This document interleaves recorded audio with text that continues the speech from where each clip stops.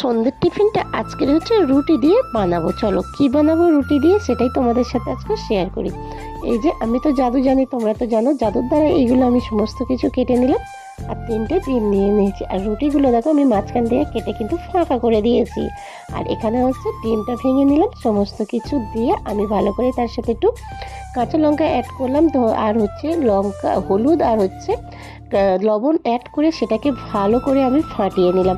আর ডিম যতটা কিন্তু ফেটাবে ততটাই কিন্তু ডিমটা ফুলবে বন্ধুরা। আর এটা কিন্তু দারুণ একটা রেসিপি, তোমরা পুরোটাই দেখতে থাকো, খেতে কিন্তু অসাধারণ লাগে জানো তো।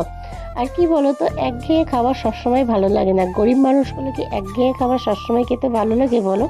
যে সন্ধ্যার টিফিনটা মুড়ি আর চানাচুর, আর আমি তো চা খাই না। যদি কখনো সমস্যা হয় তখনই আমি একটু লাল চা খাই, নইলে আমি চা খাই না। সেই জন্য ভাবলাম যে রুটিটা আছে, রুটিটা সকালে কেনা হয়েছিল সেটাই ছিল, কিন্তু এখন বানাচ্ছি সন্ধ্যেবেলায় এই খাবারটা বানাচ্ছি। তোমরা অবশ্যই কিন্তু একবার হলেও এটা ট্রাই করে দেখো, দারুণ লাগবে আশা করি খেতে। আর আমার তো এটা ভীষণ পছন্দ। এই যে দেখো তোমাদের আমি করেই কিন্তু বানিয়ে নিয়ে আমি আগে টেস্ট করে নিচ্ছি। উফ, অসাধারণ খেতে লাগে জানো তো।